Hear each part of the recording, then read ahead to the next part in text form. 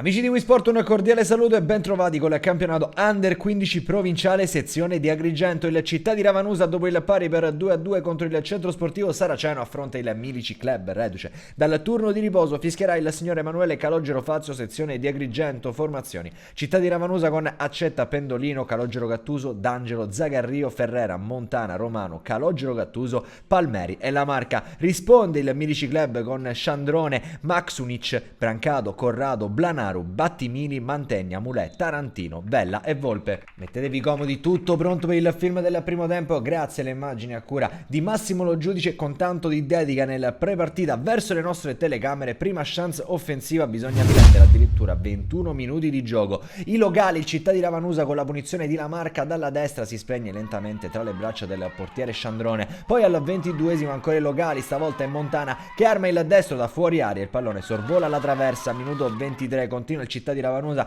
che sembra aver trovato il bandolo della matassa. Recupero palla di La Marca che decide di andare verso la porta, conclude, la manda però fuori. Al 26esimo primo squillo ospite, il Milici col cross messo dentro per Maxunic che manda di testa però sul fondo. Minuto 32, Milici, Mulè in buca stavolta per Battimini, trova l'assist giusto, Battimini apre il mancino, riesce in tuffo, in presa, accetta a dire no. Minuto 36, c'è un calcio di punizione per il Città di Ravanusa. La Marca sul punto di battuta prende l'incrocio, è una poesia il calcio di punizione firmato Alessandro La Marca che al 36esimo vale l'1-0 delle Città di Ravanusa. Pronti allora a raccontarvi del film della ripresa? Finisce così la prima parte di gara, una rete a dividere le due squadre, gran firma quella di La Marca. 40esimo, Città di Ravanusa che vuole chiudere il discorso, lancia in profondità di Romano per Palmeri, cerca il gran mancino, cerca il gran gol, la manda però alta. Minuto 44, palla in profondità stavolta per La Marca che brucia letteralmente, prende metri al difensore avversario. L'uscita del portiere non riesce a trovare la precisione giusta col destro. Al 60esimo,